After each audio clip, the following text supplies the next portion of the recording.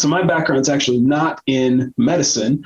My background is in bioengineering. So I am particularly interested in how do we optimize therapy and make it work best.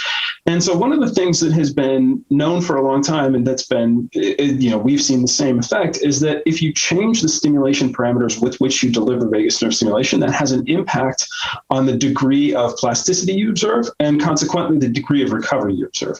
And this is an effect that's a little bit challenging in terms of implementation. And so what I mean by that is this: if you stimulate at a moderate intensity, you get plasticity and you get improved recovery.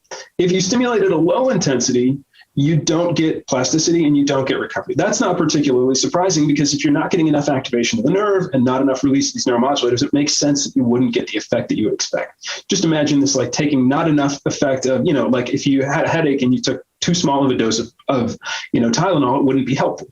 What's interesting and strange, though, is with vagus nerve stimulation, if you turn up the intensity, you also don't get your effect. So it's not like you get this saturating effect where you get some amount of recovery, and if you keep turning it up, you get the same amount. What instead happens is that you get recovery until you turn it up higher, and then you don't get any plasticity and you don't get any recovery.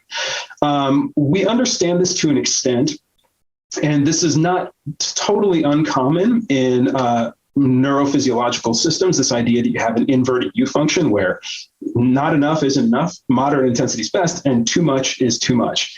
But we're still understanding from sort of a neuroscience standpoint what this means, but this probably has to do with changes in desensitization of receptors or activation of different or additional pathways.